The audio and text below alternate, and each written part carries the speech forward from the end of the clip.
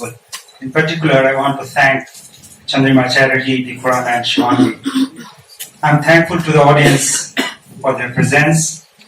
To the distinguished panel, I thank for reading the book and agreeing to participate. And I look forward to their reflection. Finally, I'm grateful to the respected Hamid Ansari Sahab to formally release the book and saying his observations. Among the audience are some people who matter to me, and I want to especially thank Professor Abhijit Pathak, a brilliant teacher who shaped a whole generation of sociologists. I also wish to mark an absence here. I wish my parents were here. Now let me say something about the book. Unlike the distinguished panel, I have actually not read Religion as Critique. And when I say this, it is not like a Bihari trying to crack a joke. It is actually true.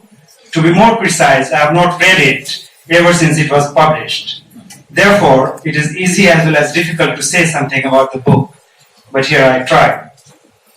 So I will begin with a few biographical notes.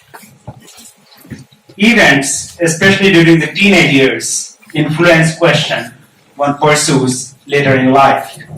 The Rushdie affair as an issue of freedom of speech, the violent mobilization to destroy the Babri Masjid, celebration of Taslima Nasreen as an icon of reason by the so-called enlightened media, and so on were quite formative in my case. Social intellectual doxa I was exposed to taught me that Muslims are hostile to reason. The dominant Western intellectual tradition too upheld this standpoint. In contrast, knowledge I gained at my village madrasa from the community and my family, particularly my father, was entirely different. In 2001, I began my PhD at University of Amsterdam. I started my ethnographic fieldwork on Jamaat Islami in India. It was after the gruesome 9/11 attack and in the shadow of war on terror. Calling for Islam's reformation, Western politicians and intellectuals like Salman Rushdie gave tutorials to Muslims to learn about reason and criticism. I found this at a radical variance with what I encountered in the field, where people held that in perpetrating war on terror and by bombing the non-West, it was actually the West that had left reason behind. While some members of the Jamaat were fairly conservative, others urged me to meet people who are critical of Jamaat, even saying that my research would not be complete if I did not study literature criticizing Jamaat. I turned this issue of critique into my postdoctoral research, which this book resulted from. So it deals with two core issues, reason and critique. These issues are central to the modern Western knowledge apparatus. Generally speaking, the Enlightenment in Europe is taken to inaugurate both reason and critique. I question such a position that runs from textbook to handbooks and from restaurants to parliaments. Against the established thought, which equate critique and reflexivity with modernity, I take it back to the axial age, when Moses, Buddha, and later Christ and Muhammad ascended as reformers, critics. In Islamic tradition, as enunciated in the Quran, critique or tanqeed or intaqad or naqd in Urdu pertains to reform, islah, for the pursuit of which Allah sent His Prophet. And this role later on is taken by ulama, who are often wrongly translated as clerics. In terms of method, the book is interdisciplinary. One key strand of literature is the new field of anthropology of philosophy. Of course, anthropology of religion is significant to the book, so are the literature on Islamic studies, religious studies, anthropology of power, and European thoughts.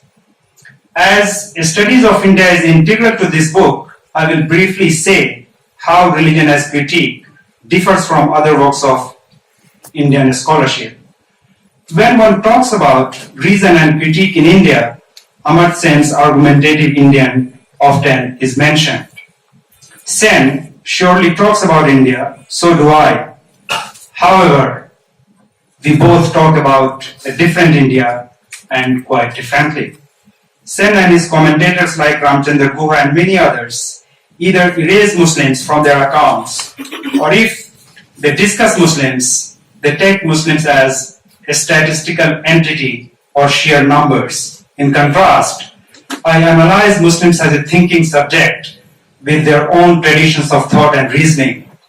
Furthermore, scholars like Sen to peddle, if unconsciously, an orientalizing narrative about Islam through the language of secularism and modernization. This entanglement between Indian studies and Western studies vis-à-vis the scholarship on Islam cannot be ignored. It is precisely for this reason that religion as critique engages with the Western Enlightenment, both the German and the French ones. Immanuel Kant, the star philosopher of the Enlightenment, as Nietzsche observed, was a cunning Christian. So the first argument I make is this. Against the dominant views that Islam lacks reason and it is not modern yet, I argue that in different forms and in varying degrees, critique has been integral to Islam. Furthermore, the Enlightenment idea of critique is tied to and is an upshot of a distinct, highly local political anthropological formation, the generalization of which has limited analytical use in other contexts. In fact, it is my contention that Enlightenment considered the reference point for critique and use of reason was an ethnic project because Europe constituted its identity in the name of reason against a series of others, including Islam. Against the prevalent notion which views Islam and critique as exclusive domains, and therefore Islam and critique, I propose we begin to think of Islam as critique. My second argument is that in and of itself, reason is neither sufficient nor autonomous in arriving at judgments, which is the original meaning of critique. Reason, delinked, unhooked, autonomous, and detached largely doesn't exist. Left to itself, it is helpless to explain the first principles any tradition worldview, including the secular one, presupposes. In other words, reason is culturally located and politically anchored. My third argument, which I make in this book, is that in Islam, reason, which is up, is highly valued. However, rather than being opposed to emotion and affect, it dwells with the cognate Islamic notion of qalb or dil, heart, or in more general Hindustani man. The simultaneity of heart, reason, and mind are evident in the prefaces of books that Urdu authors write. As Abul Kalam Azad argued, the Quran at once addresses the heart, dil, and mind, dimagh, of its readers. In both Arabic and Urdu tradition, the locus of intellect or reason is not mind, but qalb, heart.